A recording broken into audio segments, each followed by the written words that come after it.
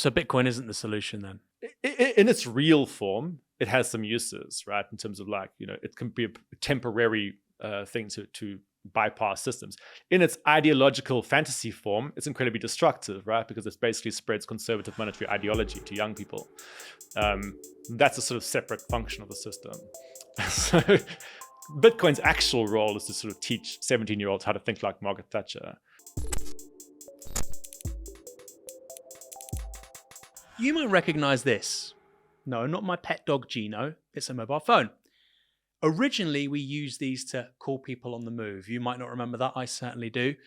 Then we could check our emails, post things on social media, take photos. More recently still, we could use them to pay for things. You didn't need cash. You could just have a mobile phone.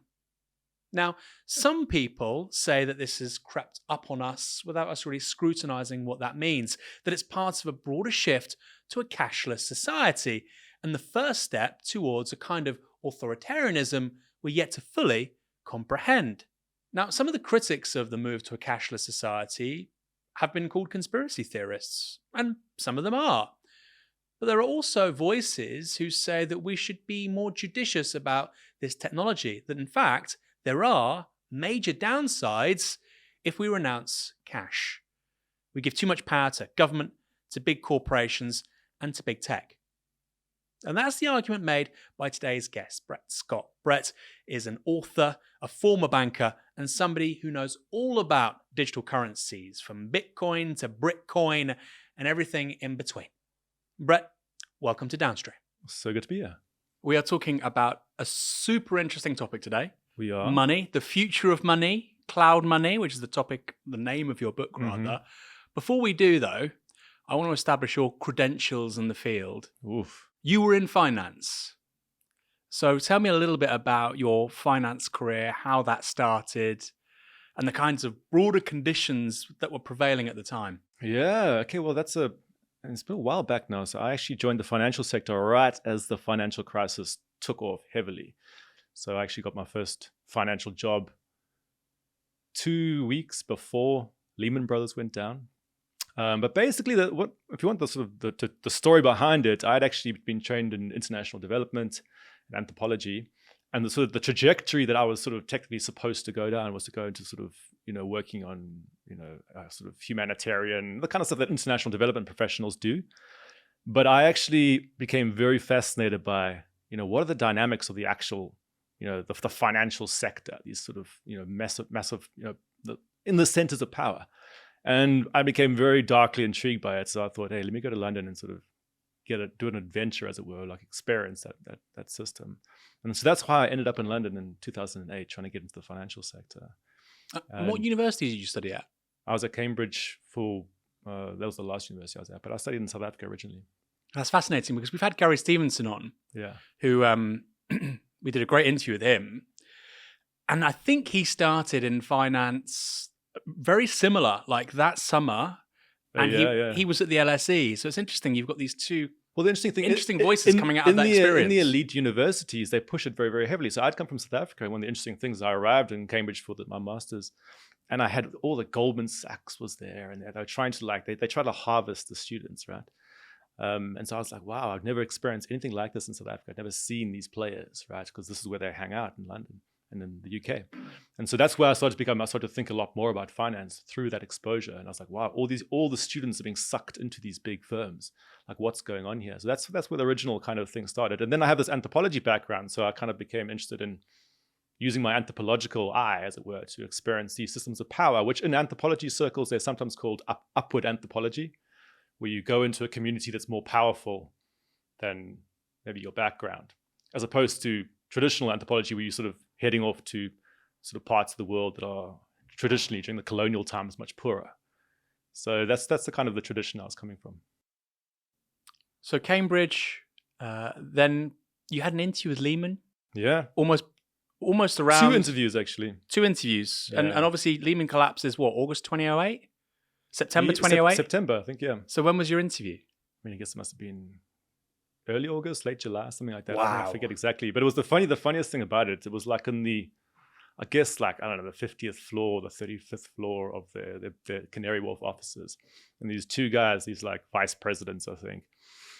And they were like, you might have seen these stories in the press about, what's scaremongering stories about Lehman, but everything's totally fine. Don't worry about those. And then weeks later, they were gone.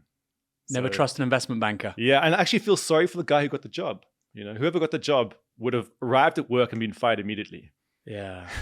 He would have he probably hadn't even got his box through the door before taking it back out exactly. again. Yeah. So your book is about the future of money. There's been a huge conversation really in the last 6 months around digital money. Yeah. The move to a cashless society that can often be quite prone to conspiratorial thinking. We'll talk about all of that. We'll touch on all of that. But first, what is money? Can you give me a definition, please, of this thing that we all take for granted, but which we rarely think about? Maybe a high-level definition would be a system of access tokens embedded into a network of relationships. Right? That's probably a very obscure thing to say to most people. Most people think of money as a thing. In reality, you're talking about a systemic structure mediated via tokens that offer, in a sense, access to human labor. All right, so the complexity with the monetary system is that actually there are these particular issues of those tokens, and those tokens that we currently call money are actually, from a sort of structural, sort of like a legal perspective, they're credit instruments, what you might call an IOU, right? But those are what we use as the sort of raw material to form this like system of access tokens. So you might think about if you think about, if you're a person who's trying to get into an economy, right? You're trying to essentially, you have a huge interdependent network of people that you depend upon. They don't necessarily depend upon you. So when you're getting a job, you're trying to enter into this interdependent network, trying to get the ability to command other people. And the monetary system is the thing that holds that whole structure together.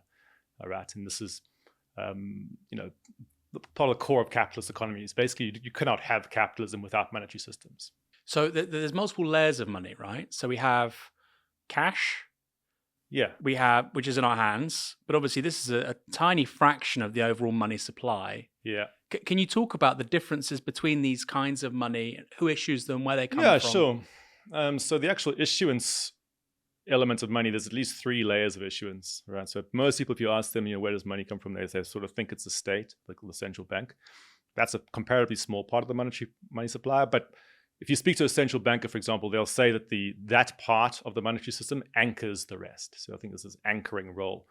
So you might think of the sort of first layer of money being issued out by states via central banks and treasuries, and that's the in the public realm. That's when you see cash. That's a sort of layer 1 form of money, all right. But then there's these second layer. The second layer is the banking sector. So when you're, the best way to kind of grasp this is I use this metaphor of a casino to help people understand this, right? So if you rock up at a casino and you hand over cash to the cashier, they push out these chips to you, right? And those chips are a second tier form of money that's privately issued, but it's connected back to that first form of money, right? So they've taken the sort of layer 1 money from you and pushed out the second layer, and then you can use that privately issued form. And actually the units in the bank account are exactly the same. They're a kind of privately issued secondary form of money. You might think of them as being digital casino chips. A cashless society would be a society where you had to rely upon these sort of privately issued digital casino chips. And that's what you're using when you tap your contactless card. You're basically using these privately issued bank chips. And then you can build third layers on top of that. PayPal, for example, takes that second layer of money and pushes out a third layer. And actually in any monetary system, there's literally thousands of issuers who are chained together. So sometimes tens of thousands of issuers, actually. But the core issuer is in the middle, which is the state. So a bit of history. We have the disadoption of the gold standard by the United States, 1971.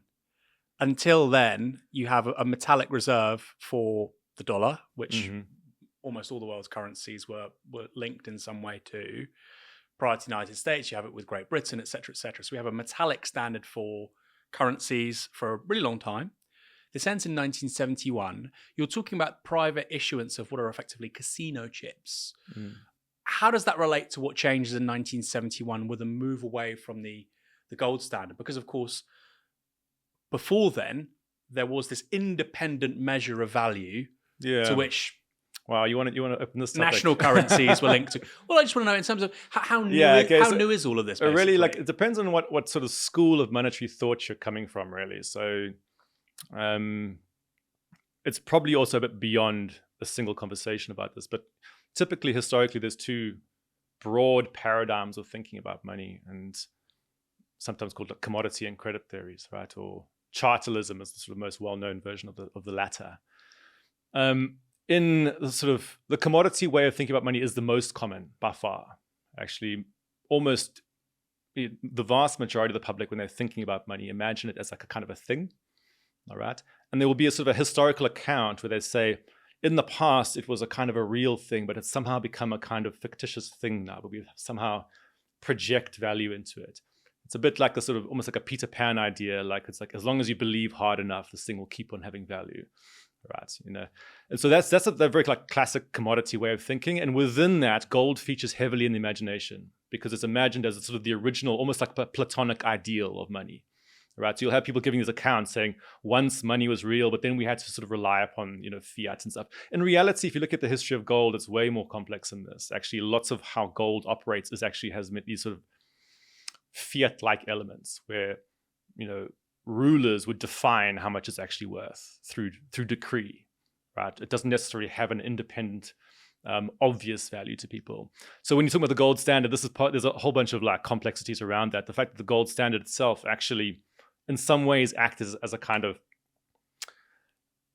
like a sort of a geological backstop to human institutions. So like this is one way that human institutions, monetary institutions, try to give themselves legitimacy is by pointing to some external source, saying, well, we have this gold-backed currency.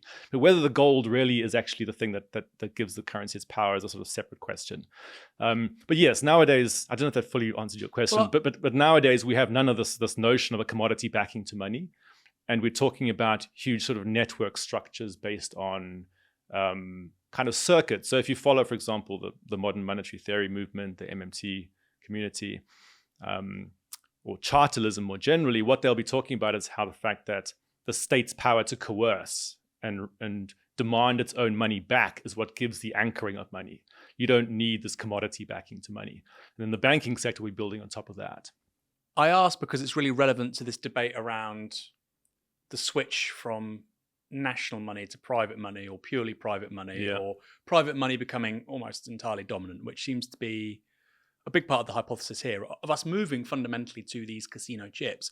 And I suppose this will be relevant as we proceed with the conversation, but whether or not you agree or disagree with some of the things you were saying with regards to metallic standards for money, gold is a store of value, which can perhaps transcend borders in a certain way. Whereas if you have a store of value, which is a currency, which is purely digital, then a government arbitrarily can devalue it. And I know you're saying that happened in the past too, but in a global economy, it's slightly different. We'll stick, however, with the more... maybe the last thing I'll say is just to be aware of the political use of the imagination of gold in lots of circles. So I would just want to problematize the history of gold, because often there's a sort of a standard assumption that somehow it had this obvious value.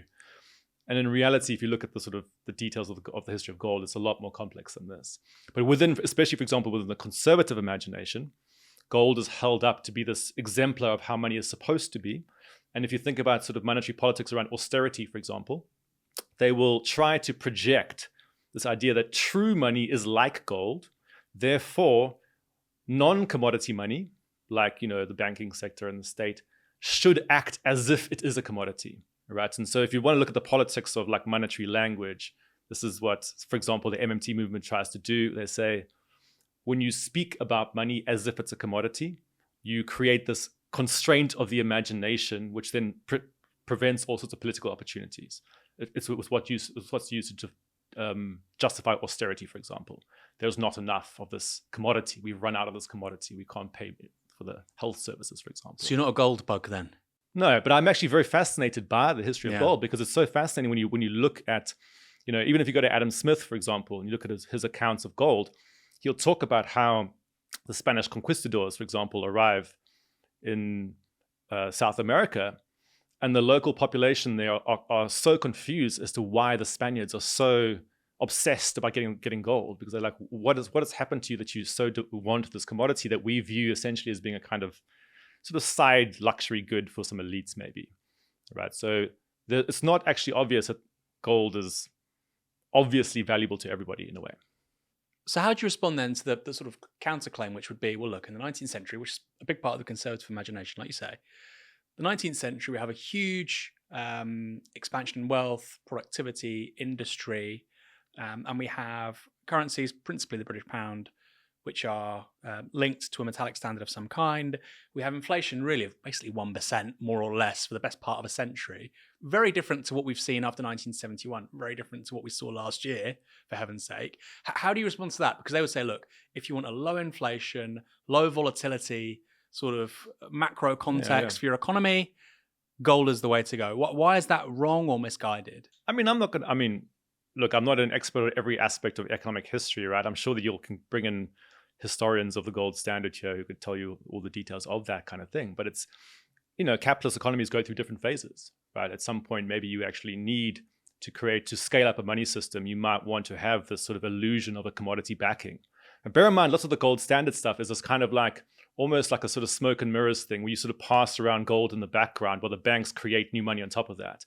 Lots of what's circulating in the 1900s isn't actually gold. It's like promissory notes, right? And the whole history of capitalism is actually built upon, merchants issuing out essentially these private forms of credit, which may or may not be backed by some hypothetical stash of gold somewhere. But there's a sort of psychological backing of this, this idea that you can eventually get this commodity somewhere. But in reality, nobody actually uses the commodity for the exchanges, right? In the background, they sometimes do clearing via that. And during the gold standard, the central banks used to sometimes have these like warehouses where they would sort of shift the gold between different parts of the warehouse to represent it going to different countries, right? While the real world actually just use these promissory notes. So what it does do, though, is it constrains your ability to expand your money supply, right? Because if you're having to go through this sort of almost like a charade of moving metal around all the time, it does actually create this constraint, which can actually, in certain types of scenarios, be positive for an economy. It depends what situation you're in. But if you're looking at the 1970s, it started to create this, in a way, contradictions in the system where they just said, let's just let go of that. Why are we constraining ourselves? Let capital run free.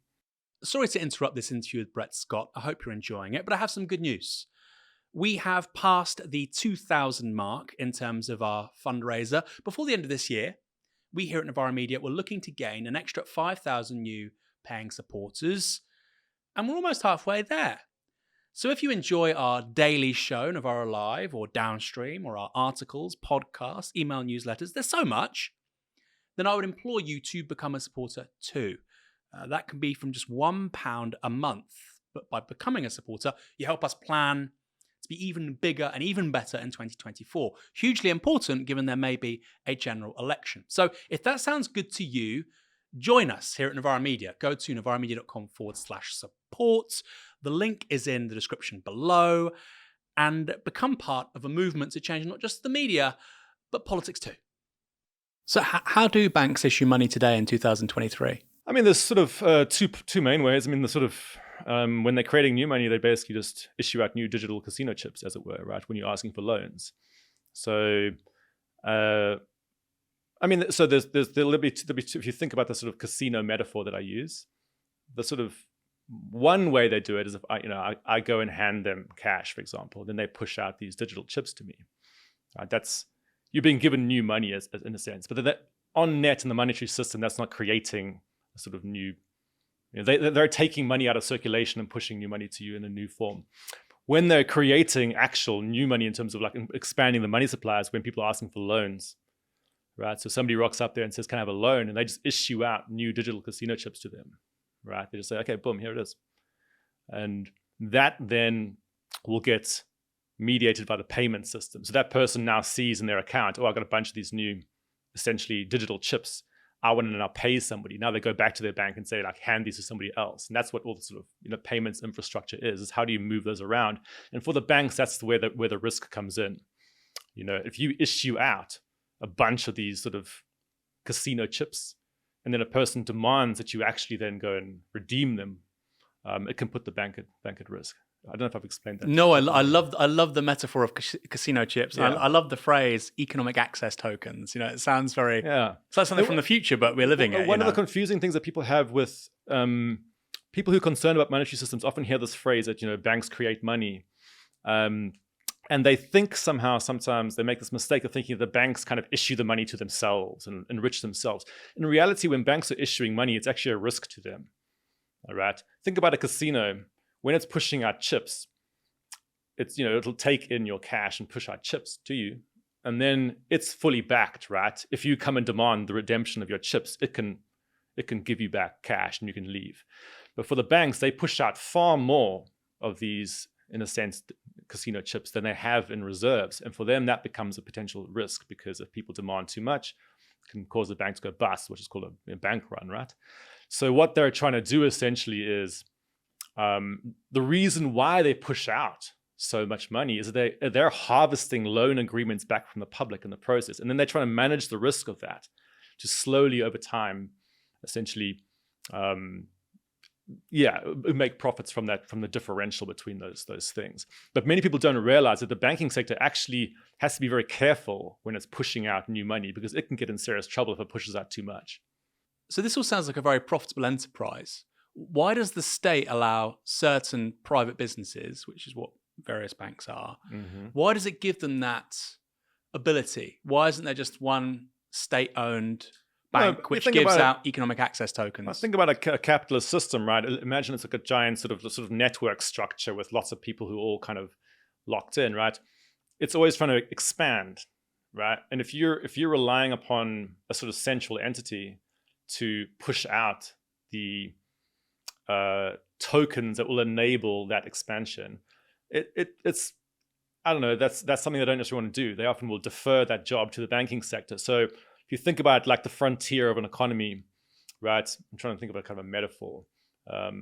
Let's literally imagine a frontier. Okay, there's a bunch of land there. It hasn't been exploited yet. You have a bunch of laborers, people who could actually do something with it, but imagine they don't have enough money to sort of mobilize each other, like a boss doesn't have it. So if you go to a bank and say, hey, extend new credit, basically push out new digital casino chips, I can then pay my workers and they all go exploit that land. They'll create new products which you can push back into the market. So you expand the network, right? And that will neutralize any inflation in the sense of you creating new stuff now with this new money. And that's the basic idea. And so you sort of can imagine the banks, the state kind of views them as supposed to be on the vanguard of an economy, enabling it to expand. In reality, though, whether that actually happens or not is a separate question. So lots of the politics of banking is that banks will push that money into sort of unproductive stuff, like housing, for example, rather than actual new productive capacity. So they'll inflate asset markets rather than creating new stuff. And so if you're looking at banking reform, this is one of the big topics, like how do you make banks do socially useful creation of money? Resource allocation, yeah. Yeah, exactly. So, but the theory among sort of in some of the sort of states that would be that we don't want to be the one that's defining what the new thing is. These guys are supposed to know what is going to be productive. It's an interesting one. I mean, I asked that because of right now there's this huge gap between. It's getting a little bit better. A few months ago, it was a joke, really.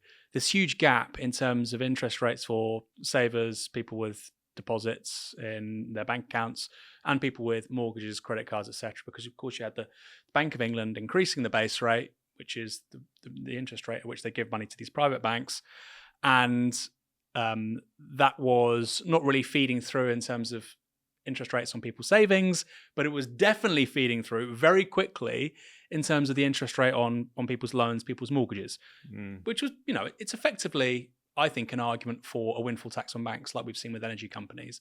I think. Yeah. So I don't quite understand why the state doesn't just do some of that. It seems very strange to me that we've given this extraordinary power, quasi-governmental power, to these private businesses. Well, the devil's in the detail with the stuff, right? So a lot of the financial reform movements are about saying, actually, these guys don't do the job that they theoretically in a sort of, Econ 101 model, it's imagined that they do, right?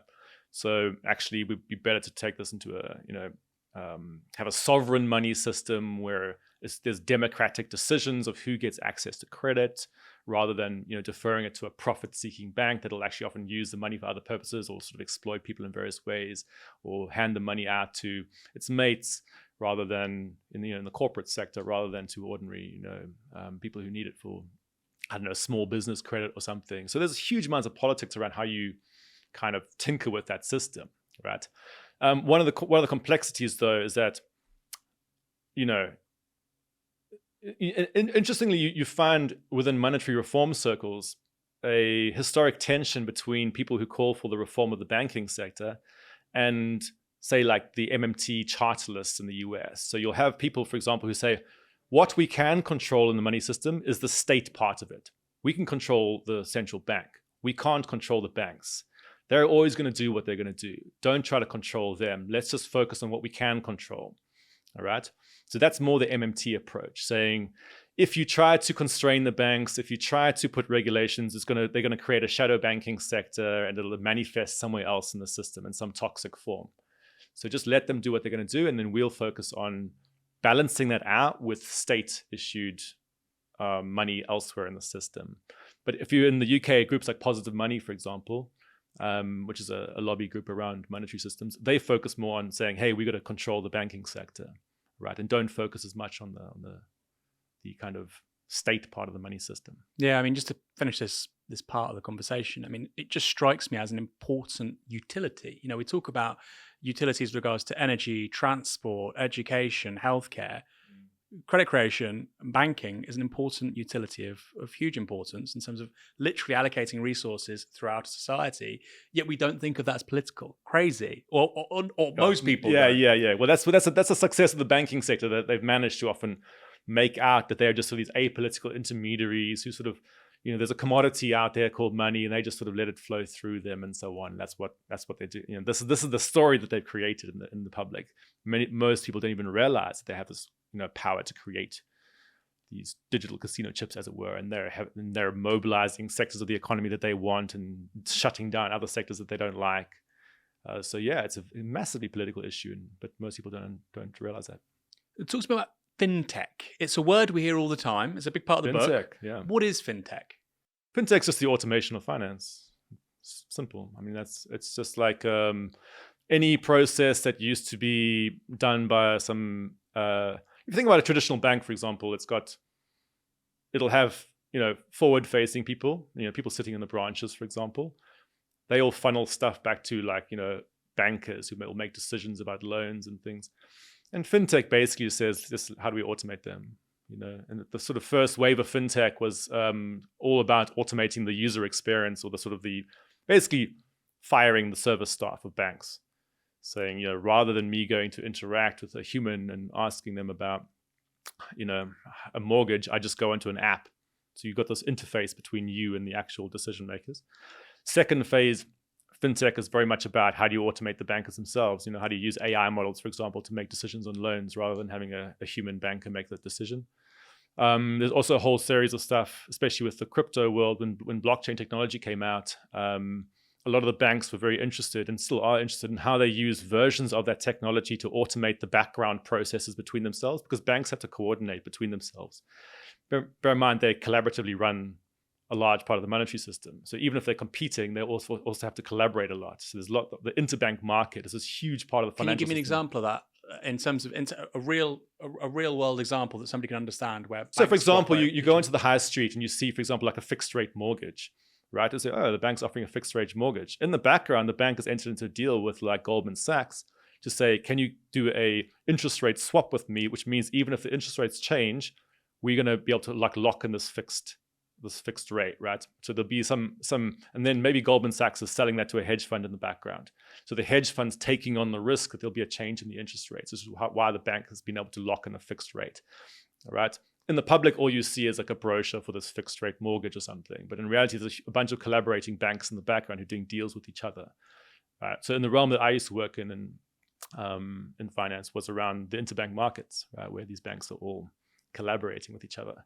And so, and there's that background structure has a huge number of moving parts, and there's lots of work for back office employees who are trying to make sure that the one bank has the same idea as another bank. And so they also want to automate that. And that's what they became very fascinated with so-called distributed ledger technology, which was a sort of offshoot of blockchain culture. saying we could coordinate, we could automate coordination between ourselves as well. Right? And so fintech is basically any aspect of automation in finance. The answer is almost too pithy, right? Because you basically said it in the first sentence.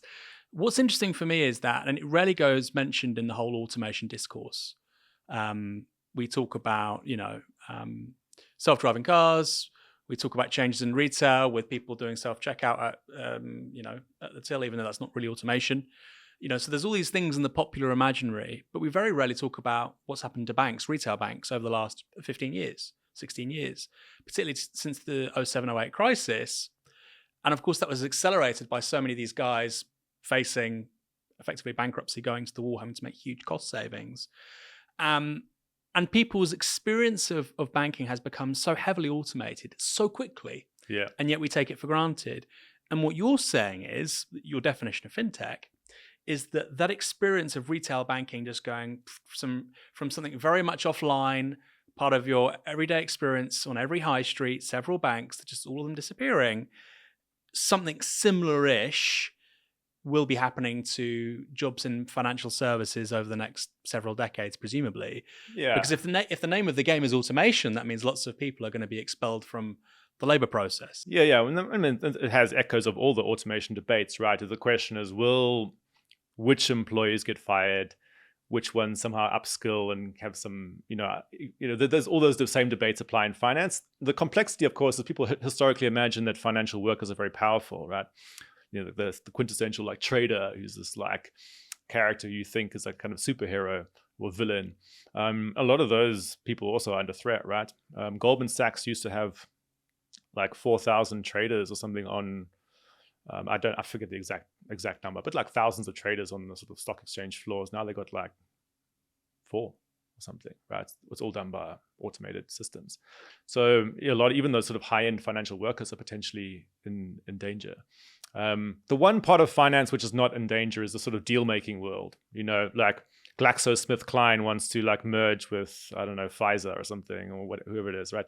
And you have all these bankers who sort out the financials. That's not something that's very easy to like negotiations of power are not very easy to automate, right? Because it's all human to human stuff. But a lot of the sort of call centers, all the chatbots are basically like, how do you get rid of all the call center staff, or at least maybe like sort of lower the number of people there. So yeah, there's a big sort of disruption in the financial sector, and lots of the financial workers who previously thought that they were superheroes are starting to realize that actually their bosses don't necessarily care that much about them. When they can cut costs. Yeah, I find this really fascinating with the whole white collar angle with automation, because of course we're about the same age. Growing up, you were told really that it was in manufacturing. Blue collar workers were the people that were losing out because of automation. The car industry was the sort of quintessential example. And what we're seeing now is consultants, accountants, lawyers, legal services, and now you're saying here, of course, with fintech. Of course, not all these jobs will disappear, but many, many, many of them will disappear. Yeah. And they're exactly the jobs or the industries that the children of the affluent, aspirational, professional middle class, professional managerial class, were attracted to. And that's going to be quite radicalizing if all of a sudden it's very hard to become an accountant, a financier, a lawyer. Sure. So what do we do with what do we do with this is a bit of a tangent. What do we do with, you're saying, these people in finance who lose their jobs, who are laid off? Do you think they have a potential sort of political agency that might be inflamed somehow? It's intriguing, actually. I was actually just recently spending time with a group of sort of corporate lawyers who historically you wouldn't think of as being a particularly politically radical group. But a lot of them are very angsty about a lot of these automation technologies, right? So there's definitely something in the air in the professional services where people are suddenly being forced to think more about the consequences of stuff they would just normally imagine happened to people somewhere else, right? So I don't know how that manifests politically yet, but I definitely know something's in the works. It's actually quite interesting that, I don't know if you saw recently, Mark Andreessen, who's the kind of like arch venture capitalist of Andreessen Horowitz, which is one of the world's biggest venture capital firms.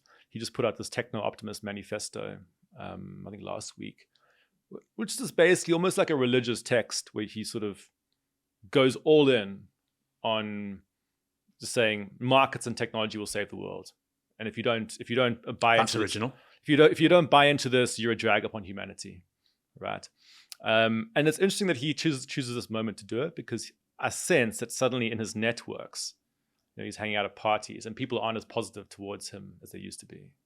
Right, back in the sort of heyday of tech, when he was sort of making all his money, probably he was sort of seen to be a heroic figure. But suddenly he has, like, for example, corporate lawyers who are a bit like, oh, actually, I'm not so sure how I feel about this. And so he's feeling this anxiety. He suddenly needs to sort of go all in and show why actually when he goes to work in the morning, he's a heroic agent rather than just like a pawn for some inhuman force, right?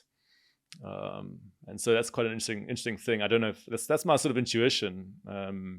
That's really smart. I mean, I think one of the big things we'll see over the next 10 years is a more thoughtful approach to technology. Maybe for better, maybe for worse.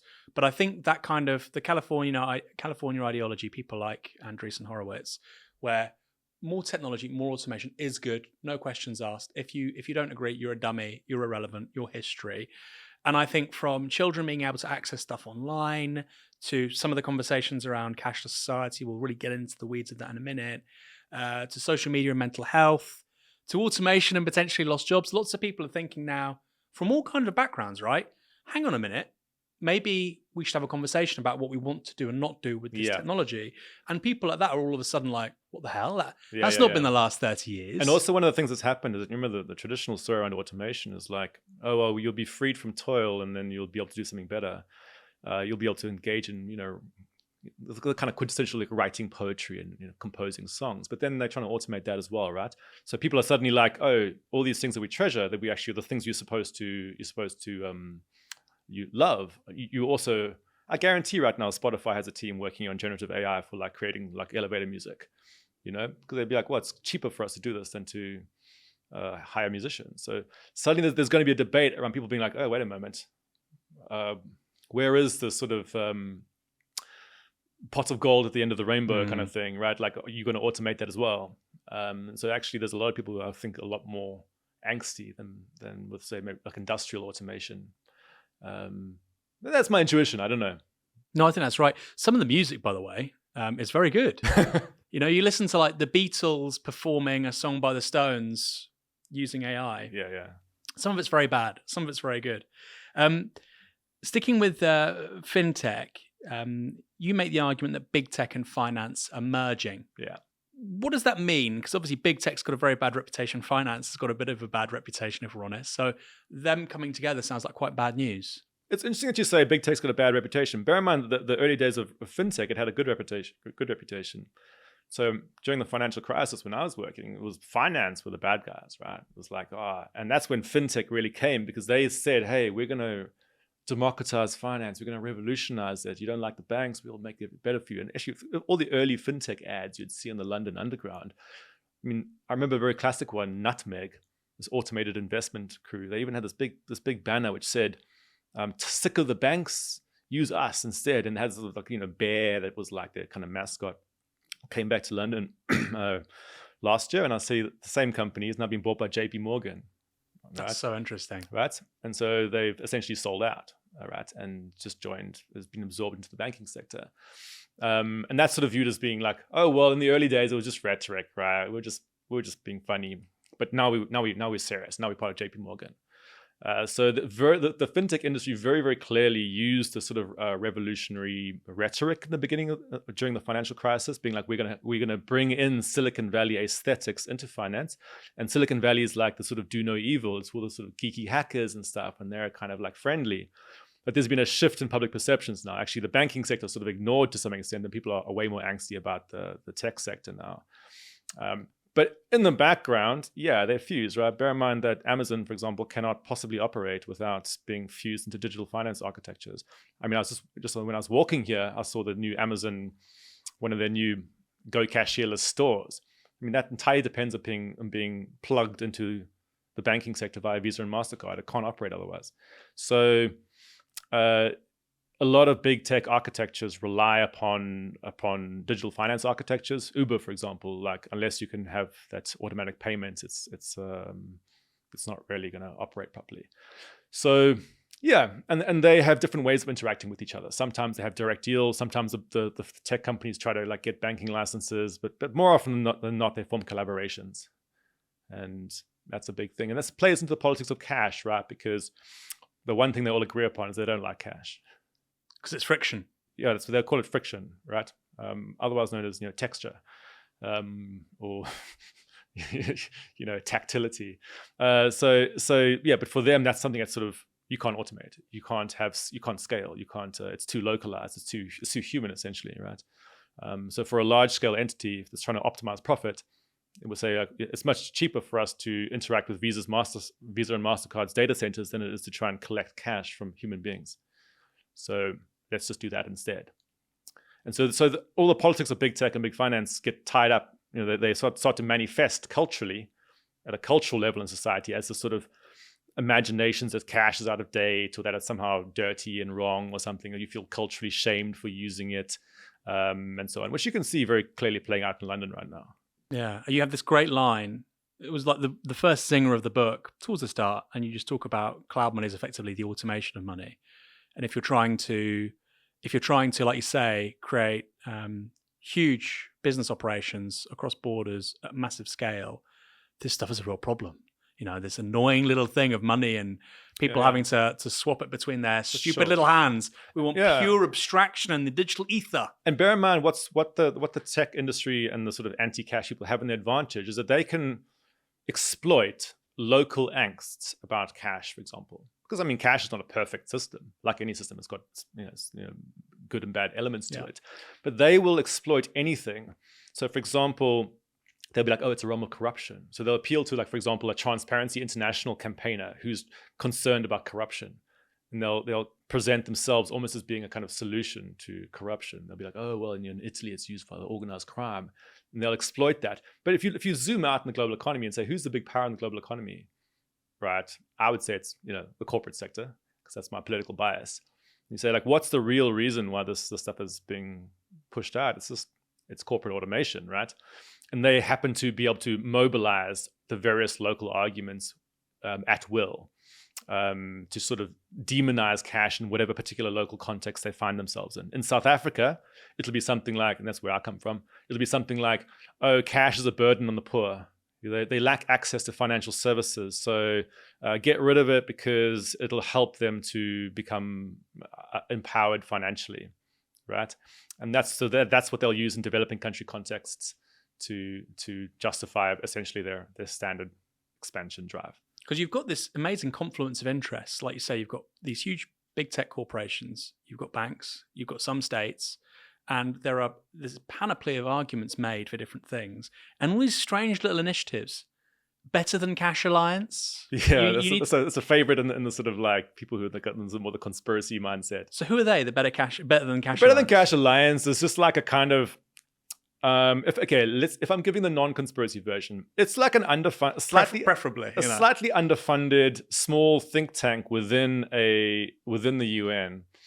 The UN has these various little like think tank initiatives, and the Better Than Cash Alliance kind of is one of them, and it has a small secretariat, and it gets funding from Visa and Mastercard and Citigroup and Bill Gates and a bunch of people who on paper don't look very good in terms of, well, it seems that they have got some very obvious interests. The Better Than Cash Alliance staff themselves don't perceive themselves to be doing anything wrong. They think that they're just helping, people in developing countries to get access to digital services. But you can tell by the name, it's not very neutral. It's like the Better Than Cash Alliance. It's not saying, hey, we're pro-digital payment. It's saying cash is like crap, right? So there's a very obvious sort of problem there, and they attempt to cast themselves as being a sort of just a helpful institution.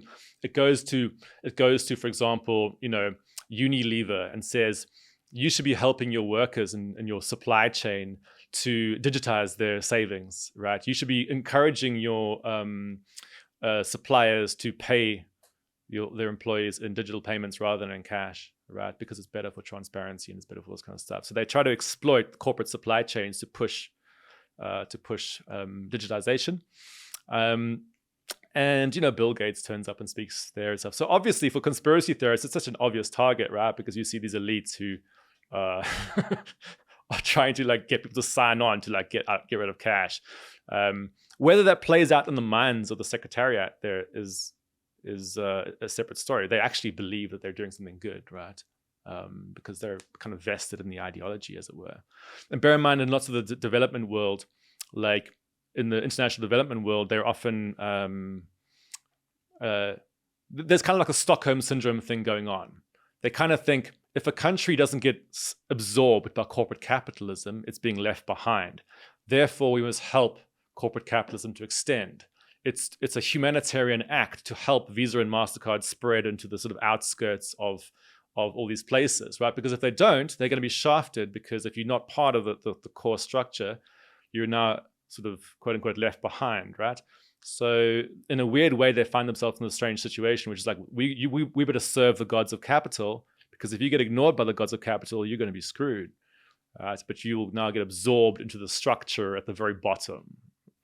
So like that's the job of the financial inclusion professional often. That's where the Better Than Cash Alliance comes along and gets Bill Gates to speak. Yeah, I love. Well, you talk about this quite a lot in the book, and it's just quite funny, where you say, "Look, we're going to get rid of cash. You have to use this new thing," and then we create the new problem of, "Oh no, people are excluded. Now we're going to be inclusive," and it's like, well, you just excluded a bunch of people. Like you're not doing anybody a favor here. Yeah, and actually, it's very fascinating to look at how the narratives work, because the overarching narrative, which is the kind of corporate capitalist sort of acceleration type narrative, is like progress basically means ever more speed, scale, automation, right? That's the kind of unquestioned thing. And right now that happens to be digitization. Then below that, that generates a bunch of sub-narratives, right? So once you have that structure, mental structure in place, then you can then choose where you go. You say, oh, you want to lead the way, right? So in Silicon Valley, they have like, we better lead the digital transition. We're the ones who like on the front. And then they say like, if you don't want to lead, you better follow, because if you don't follow, you're going to be left behind. If you're left behind, we're going to need to find ways to include you. And all these narratives you'll see playing out in the press, for example, about cash. They'll be like, oh, who's leading the way in fintech? And then it'll be like, oh, wait, who's going to be left behind? And oh, wait, we better find ways to like do inclusion initiatives. Right. And then you'll have occasionally like a Labour politician who says something like, well, maybe we should slow it down a bit, give them some more time to get absorbed. And that's how that ideology works, right? And it's like it's a sort of... You recruit this brilliant phrase, I haven't heard it for a long time, interpolation.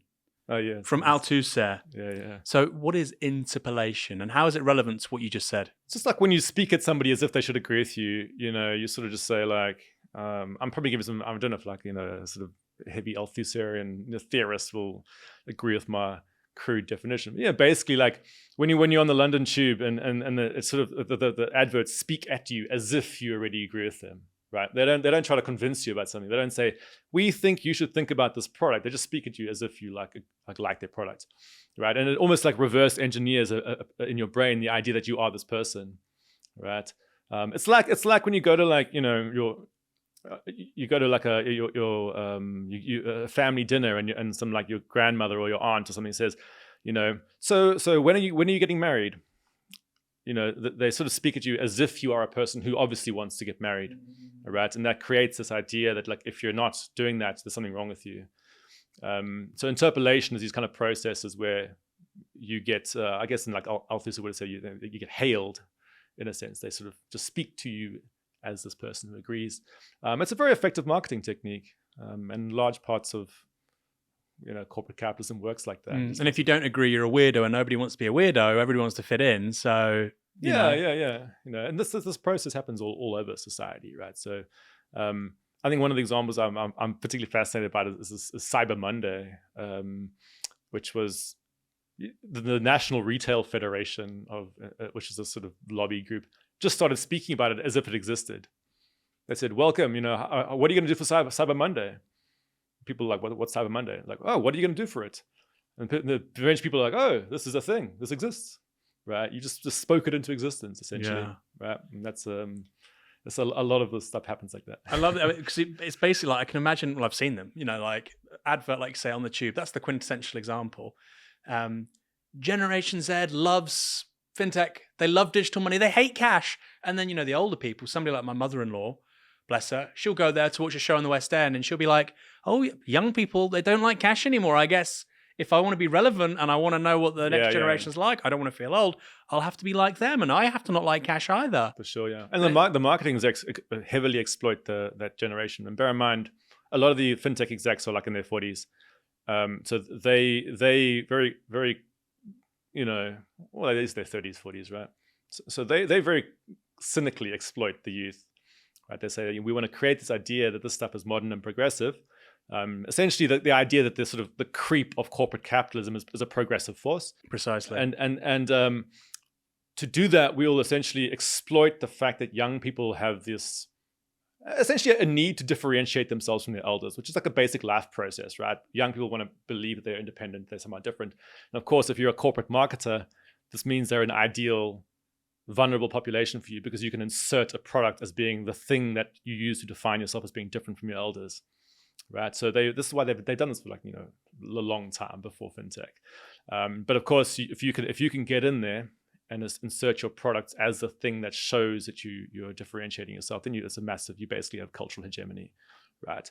The people now associate your product with their liberation, age cohort, and incredible. Is that Mad Men with Don Draper when he's meditating and he thinks about the advert for Coke? But it's true that this idea of brainwashing people to associate a certain product or a certain process with demographic change and with youth culture, I think that is one of the most powerful changes in Western culture since the 1960s, because it's such an extraordinary marketing device for, like, say, corporate capitalism. And people don't realize it is so new. The idea that our economic preferences are driven by what we associate with what young people are doing. If you said that to somebody in like the Victorian era or the early 20th century, they'd be like, what the hell are you talking about? I don't care what a 15-year-old is doing. But since the 60s, it's just this like amazing way of generating false consciousness, both for old and young alike. And also, bear in mind, firms will exploit any human impulse. They can also go exploit the parents' reaction to that, But generally, when you looking at the sort of leading edge of capitalism, the part of it that's, if you imagine, as like an entity that's trying to expand and accelerate, that you go to youth culture, because that's where you push the new stuff, all right? And then you can exploit the reaction from the people who don't like that by sort of offering them something different. But in the end, the leading edge is the youth culture is where you push out the system. At least that's how I would see it. But it's a very fascinating topic, right? Because they heavily exploit the youth in this. They say, oh, well, this is what the young people want. But also it becomes, even if you look at like marginalized groups in the US, for example, how, for example, like, Adidas and these shoe companies would sort of start to associate their brands with like rap culture and stuff like that. There's a long history of these firms interacting with people and sort of trying to position their products as being this thing that represents some kind of the way you culturally. So there's nothing new about this process, but right now in fintech culture, they very heavily try to play on sort of like progressive aesthetics. Cash is something that the old sort of like men use or something, but you're a young progressive person. It's a social movement. PayPal app is like what represents you, and they have these very diverse sort of pictures of people, and they'll be very kind of like trying to buy into it. That's partly why, actually, if you look at the sort of reactionary elements of the pro-cash movements, because I'm part of it. Well, I try to put out the progressive argument for cash, but there's a lot of reactionary elements as well, and they are sometimes angsty about the very aesthetics of fintech marketing, right? So that's part of the dynamic. God, it's so fascinating, isn't it? Because when you look at, for instance, GB News, people on the right, I mean, they're the classic example because they love these stories. NatWest, people are going in with lanyards where they can change their gender on the day of the week, that kind of thing. And the GB News will have like an hour and they'll be shouting and screaming about it. It's almost all about ESG scores. Almost all of those strange stories you see with big corporates leaning into LGBT rights, minority rights, etc. I'm not denigrating. I think it's a positive thing that we value that stuff in our society. But the reason why they're doing it, the reason why Coutts has pride across the front of the bank in central London is because of ESG scores.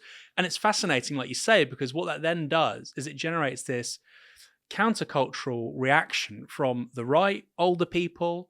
Let's be honest, white people, like in Canada with the truck drivers. If you look at the demographics of what was going on there, those things map onto each other. And then all of a sudden, because people on the left say, oh, well, the right-coded thing is to attack Coots for like being on the same side as Pride. Yeah, the right-coded thing, the right are attacking NatWest. I have to be on the same side as NatWest. And they find this is the coup that's happened. Yeah, and they're defending like zany, mad stuff that's only being done because of ESG scores. Well, this is the thing that, so in the UK, this is an issue, especially among the urban left or urban kind of whatever you want to call it, progressive culture, is that actually weirdly people are more likely to defend, Monzo and financial inclusion than to try to protect the cash system, because in a way what they're trying to associate the sort of pro-cash stuff with, which is often like some sort of that reactionary backlash. And bear in mind what the corporates are, like they're kind of like, they're partly human institutions, right? But often they these are kind of entities that just do stuff because it's profitable, right? So they can cloak themselves with any aesthetics they want, right? The one thing that they sometimes struggle to appropriate is like worker union culture, right? But they can appropriate like environmentalism, they can appropriate different sort of gender politics and kind of what you would call identity politics, I guess. And so this enables right-wing strategists to start to try to associate corporate power with those elements of the left, right? And then it also then enables them to try to present themselves as being champions of the working class.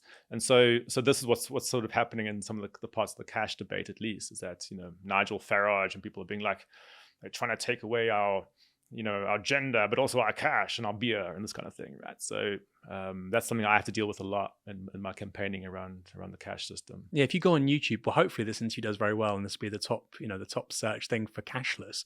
But it is also like Nigel Farage going, they're trying to take away your money, they're pounding your pocket. And what's fascinating for me is I only realised this actually quite recently after interviewing Dan Evans, who wrote this great book about the petty bourgeois. And the petty bourgeois as a class still use lots of cash, right? Tradesmen, small business people, and that's historically the kind of class faction, which in the 20th century went towards fascism. They've been the bulwark of Thatcherism. They've also been on the left in certain circumstances in the past. I think for the left to win, they'd have to attract a fair number of those people. And he said this is one of the interesting signifiers of the 2020s is cash or cashless. So all the urban graduate class, Monzo, debit cards, Apple Pay. But he would go back home. He lives in Cardiff. He'd go back home to where he is in South Wales, and his old mates from school who were plasterers or bricklayers, they all had cash. And he was like, wow, this is a really obvious difference in how people are living their lives. Yeah. And like you say, you're basically saying, okay, huge chunk of society, if that's right coded, fuck off. When actually there are very strong left-wing arguments. Very strong, yeah. This is keeping money. This is the amazing thing about the cash debate, is that basically the so-called cashless stuff is privatization, right? You're deferring your payment system to essentially private sector banks and tech companies, and you're the public part of your money system, which is a cash system. Because bear in mind, remember the monetary system has that layering. The sort of first part is the public part. The only version of that we can use is the cash system, right? Then the digital part is private sector. So when you talk about a cashless society, you not only talk about an automation process, you're talking about a privatization process.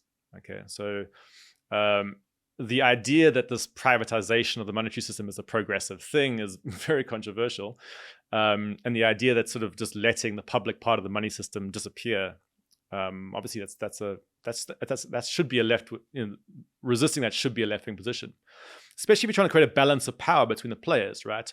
Nobody, I would not go out and say, we shouldn't have apps and so on, right? But my position would be, you got to protect the balance of power in the system, right? You better have a strong state part to contrast the private sector part, right? Otherwise, you got total domination from one side. So protecting the cash system is how you protect the balance of power in the system, not only between public and private, but also between, for example, autonomy, independence, right? So this is why I often speak about cash as being like the bicycle of payments, right? So it's like I can simultaneously like both bicycles and Uber, all right? The mere fact that Uber exists doesn't mean I have to reject older forms of transport. Actually, most people understand that systems work best when there's balances of power. Even like tech people who are like heavily into like digital ideology understand this.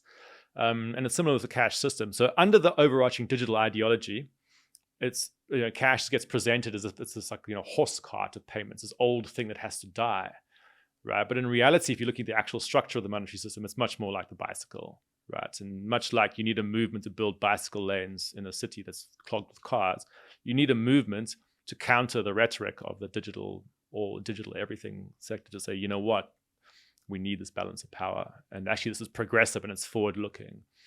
So that's the kind of thing that I would do. And that should be a left-wing position in my opinion.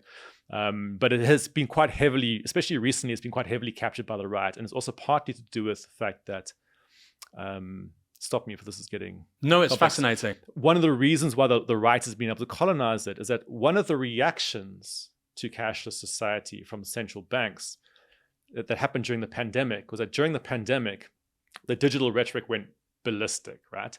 So all Tesco started blaring out saying, don't use cash, and we prefer if you have to use digital payments and so on. So there's a massive drop in transactional cash usage through the pandemic, which for all the companies that were already automating was a gigantic win, right? Because they were like, we already wanted to do this, and now we have a cover of this thing, right? So there's loads and loads of examples of companies that used the COVID rhetoric to get rid of cash and now won't go back. So like lots of pubs in London, they still say, oh, the reason we don't take cash is because of coronavirus, despite the fact that there's like hundreds of drunk people breathing over their employees, right? So they clearly used it as a sort of way to accelerate an automation process that they already wanted to do. But for a central bank, that's a problem because structurally in the monetary system, if you lose access to public money, the private money becomes unstable, right? Think about the casino chip metaphor. If you can't take your casino chip back and demand it to be redeemed, you're going to start doubting what this is. Similar with the so-called cashless payments, right? Those are these digital casino chips. If you cannot redeem that back for public money, there's a potential structural problem in your money system. So the central bank said, okay, in this context, we've got to maybe think about some replacement or at least some kind of thing to augment the cash system. And that's what they started having these debates about so-called CBDC, central bank digital currency, which is sometimes called the digital pound. As soon as that happened, the right wing was suddenly had a way to, historically people on the right were concerned about cashless society, but like lots of, for example, libertarians always struggle when they have to critique corporations because in this sort of the ideal version of their ideology, they believe that the private sector always acts in the public interest. Right? So they were having to critique banks by saying, cashless payments will be used for surveillance, but they didn't really want to say that the private sector banks were like bad guys necessarily. So, but basically what's happened is now because the state has started to say, maybe we'll issue a form of public digital money, this is much easier for right-wingers to attack, right? They say like, oh, right, this is like, the old state versus market kind of framing. Yeah. We can now attack it very easily. So that, Farage and stuff, when they're talking about the dangers of a cashless society, they're not really talking about Visa and Mastercard and Barclays. They're talking about this imagined digital pound issued by the British state, right? And that's what they use to whip up. So you'll see in all the kind of conspiracy type narratives, they're constantly talking about CBDC. They don't really focus on the private sector aspect. Bitcoin. Yeah, as some people call it. Which is a hypothetical fantasy right now. The actual cashless system is the banking sector and big tech. But presumably you would need it in a cashless society because obviously if there's if a bank goes insolvent or something, right now we have, I don't know what you'll know this, I won't know it, but right now I think you have insurance for up to £70,000 for depositors in this country. I figured things out, yeah, but something like that. So if all those, like you say, if all your casino chips disappear, you're going to have the state back up your casino chips up to a certain point. And obviously if there's no physical cash and you can't use that anywhere, it would have to be mediated in a way which is digital. So presumably you would have to have CBDCs at some point. It seems like it's inevitable. But bear in mind for central banks, again, we're talking about capitalist states here, right? The central bank doesn't want to be, people who work at the central bank don't have a self-perception of themselves being like authoritarian dictators. They perceive themselves as people who try to maintain the stability of the monetary system and to help the banking sector, all right, who are their members, right? So they don't have an inherent interest in disrupting the banking sector. There is actually a left-wing argument for trying to have a state digital money in order to disrupt the banking sector, but I can talk about that. But most ordinary central bankers reluctantly would say, okay, well, if there is a cashless society, we might have to do this CBDC, this digital pound thing to keep the stability. But it's not their ideal. They don't want to rerunning the payment system. They want the banks to do that. All right. So they're being forced into this corner in a way. And of course, the banking sector is now saying, okay, if you, as the British state, for example, the central bank, start issuing this digital form of money, you're going to be competing with us. Barclays, Santander, all these players are heavily lobbying the central bank right now, saying, you better not compete with us because we're the ones who control the digital systems, right? And we don't want you cutting into our business model. So all the current debates around the so-called Bitcoin are basically the British, the Treasury and these players trying to water down the proposals to make sure it doesn't disrupt the banking sector. So this is interesting about the CBDC thing. We'll stick with it for a moment. I mean, one of the arguments made for CBDCs, and I presume this would be with has to be publicly held digital currency, publicly created digital currency, is this argument that you can do negative interest rates quite easily with it. So how would that work, or could that work with private banks issuing cash? So it seems a very strange thing to do. So in a crisis, or if a state wanted to, they could apply negative interest rates, which right now is off the table effectively. How does that fit in with the whole CBDC thing? Yeah, well, look, digital money in general is, the public sometimes imagines when you are supposed to visually imagine digital money, they often imagine it's like cash flying around in digital form, but it's not. What you're talking about is a data center somewhere that you communicate with via a phone or computer, right? So it's a central system. This is how all digital systems work, right? You're communicating with some giant server. Of course, if everyone has your units of money recorded as essentially these digital casino chips in these data centers, the person who runs that system gets to edit that stuff and can change it or can freeze it. So there's a lot more control of the systems, right? There's a lot more surveillance and so on. But one of the things they would then talk about is programmability. You can start to put conditions on its movement, right? You can say, hey, if you're not spending your money, it's going to start to essentially erode. Your bank account will start to slowly go down because you can see that you're not spending it fast enough. So that's, for example, a monetary policy tool. Whether or not they would actually do that is a separate question because it'd be politically incredibly unpopular. But it's, that's a hypothetical possibility. And some of these kind of technocratic kind of people like that idea of being able to sort of have this more fine-grained control over how you use money. It would make sense. I mean, because there was something similar in the 30s in Austria, right, with time-limited currency. Yeah, the Virgil. Yeah, exactly. So this idea was like, if there's a crisis of underconsumption, you want to get people out spending their money rather than saving it. But that was an optional system. Yeah, right? So that's what I mean. That's why it was uncontroversial. But if you have a non-optional version of that, you have a huge political backlash. So that's something that's very easy to whip people up about. The state wants to erode your money and take it away from you. Well, quite. But I mean, you can imagine so for instance, if there's a stimulus package, let's say of a massive recession, the government says, we're going to give everybody £1,000, everybody. But it has to be spent within a month.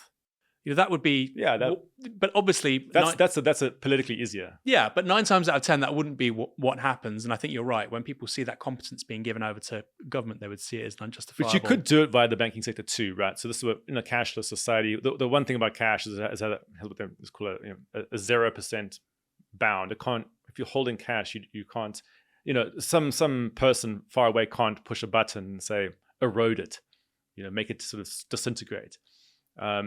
So in a sense, you're protected from negative interest rates via the cash system, which is why some people, for example, like Kenneth Rogoff, who's a sort of very mainstream establishment economist, who's quite anti-cash. He thinks, cash stands in the way of being able to have this more fine-grained control of monetary policy. He's not necessarily actually. Lots of central bankers don't agree with him on this. There are central bankers who hate this idea, right? They say it's an infringement on freedom, it's an infringement on people's rights to control their own money and so on. So, especially I'm based in Germany. In Germany, like the Bundesbank, for example, which is the most powerful central bank of the sort of national central banks, they're very anti that kind of stuff. They're actually quite pro keeping the cash system. But yeah, hypothetically, if you were wanting greater centralized control of your monetary system, having it fully digital would be something you want. But there's a lot of politics to that. I didn't know this, but already you're seeing in some European countries a threshold on the amount of cash you can spend. Yeah, and that's one of the ways they ratchet the system down, right? So if you have this overarching systemic trend towards trying to essentially extend the spread of corporate capitalism. Because bear in mind, in a cashless society, the only way you interact with other human beings is via large institutions, right? So right now with the cash system, you have a large institution that pushes out a physical unit of money, but once it's left the institution, it has a kind of private sort of, existence. We pass it to each other. We don't have to ask some distant institution, right? But, once you have everyone dependent upon these large scale institutions, like every small scale local interaction has to go via these massive players. And yeah, so that's a sort of general trajectory in the economic system. And then one of the ways you can start to wean people off the cash system is to start to put these limits that then ratchet down. And so that's happened, right? So people who are on the front lines are trying to protect the cash system will try to fight against those limits because they know that what they're used for is to sort of psychologically erode people's attachment to cash, right? So, and actually some of the sort of theorists some of the anti-cash technocrats literally will say this, like, this is how you wean the public off the cash system, is to slowly reduce the amount they're allowed to use. And then they'll eventually just sort of forget, and they'll just like have transitioned onto the new system. Such a crazy theory of change. Don't tell the little people and they'll just, Well, it's, it's fairly, they'll sort of openly say this and sort of, fintech conferences and stuff like that, where it's sort of standard common sense, right? Everyone just assumes it's for the good of society. And what kinds of surveillance measures have already been used with cloud money, with digital cash? So we've talked about thresholds on real world offline cash. Yeah. Have there been any examples of surveillance? Yeah, I mean, there's extensive surveillance of far away. The thing is, okay, just to put the surveillance debate in context, right now we don't have a cashless society, right? So while it's true that digital payments get surveilled, and whether it's legitimate or not, sometimes it's like spying. Sometimes it's like, the FBI has a subpoena and they're allowed to actually watch somebody's transactions. But people still have this private alternative, right? The sort of privacy preserving alternative. The big concern is that if you do not have that alternative, then suddenly you have mass potential for surveillance of all types of transactions. But yeah, I mean, there's tons and tons of examples of, the SWIFT network, for example, being surveilled by like US intelligence agencies and like. So what's the SWIFT network? The SWIFT network is basically how, if you're wanting to make an international transaction, the SWIFT basically coordinates the national banking systems to interact with each other. So like a national system, like the British pound system has the central bank, has the commercial banks plugged into it, and has like a bunch of other players plugged into it. But if you want to get a unit, one of your digital casino chips, as it were, to jump across the ocean somewhere else, you're going to have to get two national banking structures to somehow coordinate with each other. So the SWIFT network will, mobilizes the banks to sort of put the wheels of international payments into action, right? And there's a whole sort of complex system via that, because actually to do international transactions, you basically have to have banks developing relationships with each other, right? And they often go via the US dollar system, right? So they will, a British bank will go via a US bank to pay somebody in South Africa, right? So they're all interacting with the different structures. This is sort of reserve currency kind of stuff with the US. Like they basically control, they're at the apex of the sort of international system, and SWIFT is basically heavily under their control.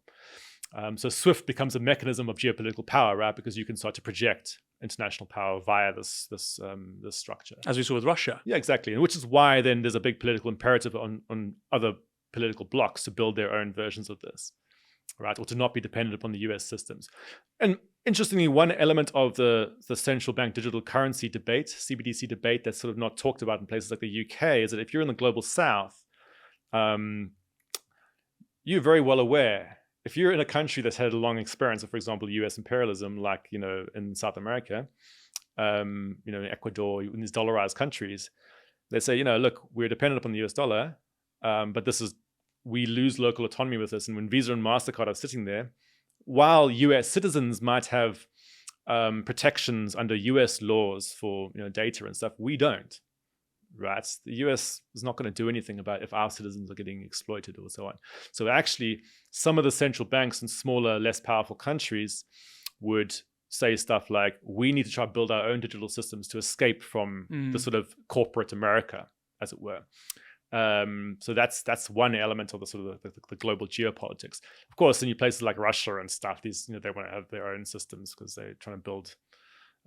China is actually also very heavy on building its own systems and trying to win power for its own systems.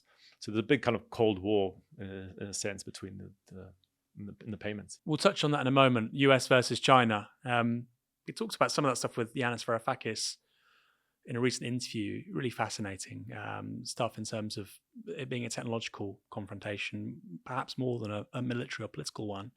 The truckers. This was fascinating for me because it's the first time it came onto my radar.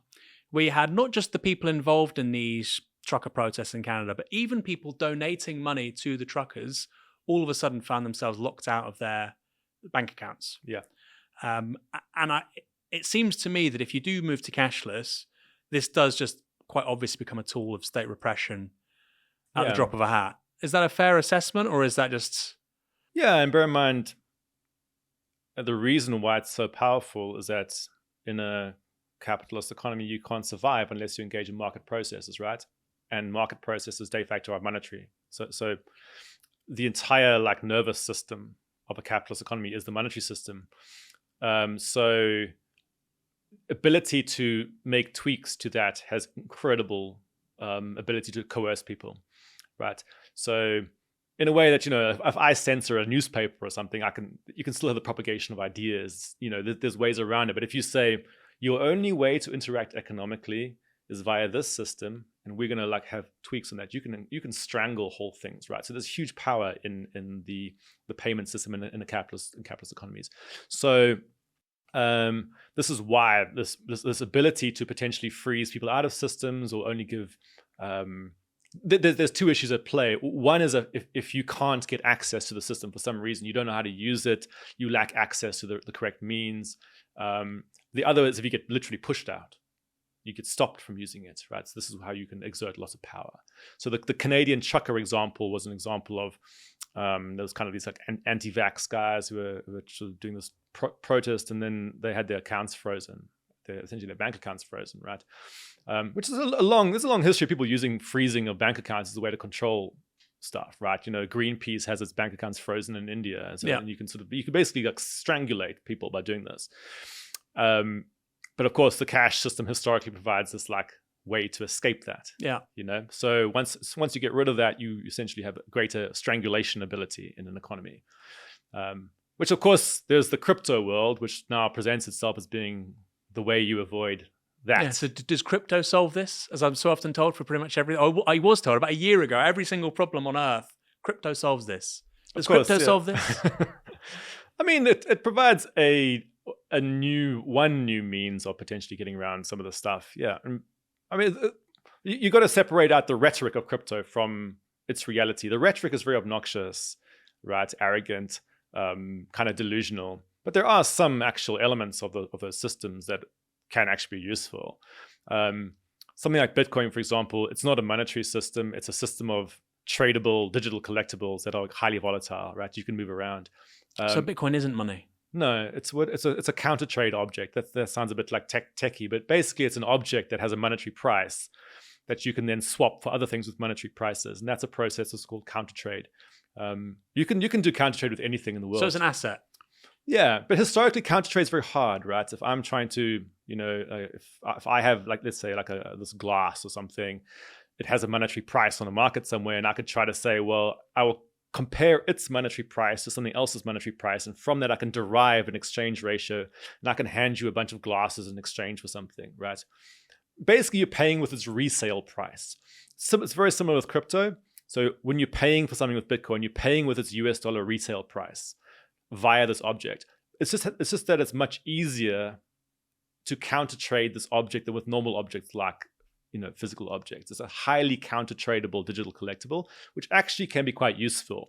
So it's very, very volatile. But if I, for example, I've been frozen out of the banking sector and I need some volatile way to somehow engage in exchange, it can be useful. But if you're a small business owner and you try to use this thing, its price is fluctuating massively all the time. And if you're a business owner, you don't want to be doing speculation. You have a business, right? And you don't want to be thinking about how that's, trying to use some speculative digital object as your means of exchange, right? So Bitcoin isn't the solution then. Worst case scenario for some activists, it provides some types of background stuff. In its real form, it has some uses, right? In terms of it can be a temporary thing to bypass systems. In its ideological fantasy form, it's incredibly destructive, right? Because it basically spreads conservative monetary ideology to young people. That's a sort of separate function of the system. So Bitcoin's actual role is to sort of teach 17-year-olds how to think like Margaret Thatcher. That's sort of what its actual political effect is. Do you think that's intentional? No, it's part of its marketing ploy. Because if you have a sort of like a featureless digital object, which is what it is, right, and you're trying to create a story for why it's better than the gigantic banking state structure, you have to create a kind of narrative, right, to get it to compete. And so the narrative that they come upon is to sort of draw heavily upon conservative monetary thought around fantasies of digital gold. So they say, oh, this object is like the antithesis of the normal system. So they'll heavily, heavily buy into conservative monetary theory as a way to promote this speculative object, right? One of the ways to think about it is like, imagine you're, I don't know if you watch like WWE wrestling and stuff. And the wrestlers always have a backstory. Not anymore, just to be clear. 20 years ago, yeah. Yeah. The wrestlers always have a backstory, right? It's like, I'm the Undertaker or whatever. I forget. I don't know who the latest ones are, right? But they always have some sort of backstory, theatrical backstory. And they get in the ring and they fight each other. And you can kind of imagine in the asset markets, all the different assets have their backstory. It's like, I'm a GameStop share. I'm kind of like weird meme stock, and like, oh, I'm gold. I'm this like, ancient metal. And I'm a normal stock. I'm a bond, whatever. They're all kind of competing on story. And then if you have the Bitcoin system, what it actually is, it's a sort of like a numerical object, right? And so like, well, what is this backstory? And its backstory actually is kind of like, I'm here to bring down the entire wrestling league. I'm gonna, the true person I'm fighting is the whole person who kind of holds the whole system together, right? So the Bitcoin thing is like, I'm gonna take down the US dollar. In reality, what it is a US dollar price commodity trying to compete against GameStop shares and like gold and stuff like that. But it has to sort of engage in this masquerade that what it's doing is fighting the actual monetary system, right? Because what it has to do, it has to attract somebody who might otherwise buy a share to say, rather than spending your $1,000 on buying that, why don't you buy me instead? Right. So it creates this like crazy fantasy that it's kind of like competing with the dollar system, but really it's connected and it rides on top of it. So what do you think of El Salvador's shift then in terms of embracing Bitcoin? Well, El Salvador hasn't actually adopted Bitcoin. I have also Salvadorian friends, and the actual number of people who actually use crypto there is incredibly low. But basically, you had a president who wanted to sort of appeal to like a US libertarians, and he did a strategic act where he sort of played into their fantasies, but in terms of actual commerce in El Salvador, nobody uses it unless it's in these tiny little tourist enclaves. Like they have a place called Bitcoin Beach, for example, where they'll sort of engage in this sort of, they'll do it. But even when it does operate there, it's operating according to those counter trade processes that I described. So what will happen if you go into a restaurant is you'll see a fixed US dollar price on the menu, right? You'll see $20 or something. And then what the person will do is say, if I was to use $20 to buy Bitcoin, how much would I get, right? And then that's how much Bitcoin you have to hand over to the person to get the thing. So you're using a US dollar resale price that will equate to the actual price of the meal. And this is how you can engage in the fantasy that what you're doing is using Bitcoin to buy stuff, but you're really using a speculative object's US dollar price to buy the thing. And then it's interesting. So this is in your view, this is a political move by the president of El Salvador to appeal to a certain subsection of American public opinion and its political class. Think about it. You're in a country that has no political power geopolitically. Why not? You can sort of position yourself as this kind of like international bad boy, appeal to a certain political constituency in the West. Pretty powerful one as well, to be fair. Yeah, and actually it's quite a savvy move. I mean, now Bukele, who did that, has gone on to do some like very heavily authoritarian things. But actually, weirdly, his Bitcoin stuff is the least popular thing that he's done. right? He's gone and done this incredibly draconian stuff by like cracking down on the gang culture, but that's actually more popular than his trying to force the citizens to use counter trade objects to engage, for like, everyday transactions. So yeah, it's a ploy, and it's one way to get a bunch of like people to kind of rock up there. He wants to sort of create the fantasy of this, startup culture, and I think it's going to backfire. It's backfired quite badly on the Bitcoin community actually, because now they find themselves associated with essentially a kind of authoritarian figure.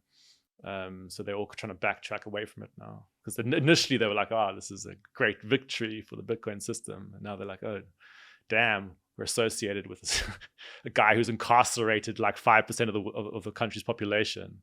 So I think you made a pretty strong argument really against cloud money being the entirety of our engagement with money. I mean, we should add, there's many upsides to using digital cash. You say that in the book, but you also make the case for having offline money too. But how do we resist the move entirely to a cashless world of cloud money? Yeah, look, the sort of meta answer is that the political strategy for me is to very heavily point out you got to maintain balances of power in a system, right? Because right now with normal progress narratives, you basically have this binary where people say like, well, it's one or the other. It's like an all cash society or an all digital. In reality, with all our systems, we actually have balances of power, right? So you very have to heavily, forcefully push this out, is to say like, hey, even if you like your app, it's important to keep this alternative. And this is why I use this bicycles versus Uber metaphor, because most people are reasonable. They understand this. Hey, even if I like Uber, it doesn't mean I want to get rid of the bike system. And one of the things though is that given that we live in a corporate capitalist system that's hell-bent on trying to destroy that, you got to build a cultural movement to demand that you have a right to a non-corporate form of payment, offline form of payment. That hasn't been built yet, right? So right now, most people are kind of like shell-shocked in the sort of state of like Stockholm syndrome, where they're like, oh well, I guess we have to do this. It's the future. But actually, I think it's very a cultural movement needs to be built to say actually it's totally acceptable to demand a non-corporate, non-digital form of payment. And it's actually not only that, it's progressive. Like in a world of climate change, in a world of digital burnout, in a world of geopolitical instability, actually you need these offline forms of payment, right? It's short-sighted. It's not future forward to imagine that everything is going to be digitized, right? And so I think that's actually how I tend to approach it. In terms of like actual concrete policies, one of the ways that cashless structures get engineered is that they shut down branches, the shops stop accepting it. And so you have these problems of acceptance of cash, and also, a lot of the small businesses can't deposit cash because the banks have closed down branches. So if you can't deposit it, now it becomes a hassle. So this pushes you towards saying we're going to refuse it, and then the customer comes past, sees that the shop now refuses it, and they suddenly feel like, oh well, there's something wrong with cash, and I guess I got to adapt to that. And most people tend to try to not cause scenes, right? So they just sort of go along with these trends. And so you got to kind of reverse those processes and sort of fight back against them. And so, yeah, that's why I'm kind of interested in the metaphor of the sort of the active transport movement. People who came out and said, hey, we demand, non-auto industry means of transport. We demand that cities be made to have alternatives to that. And that actually had to be built as a movement. So that's kind of what I'm interested in doing with this. Cheers for joining us, Brett. Really good conversation. Thanks so much. Great to be here.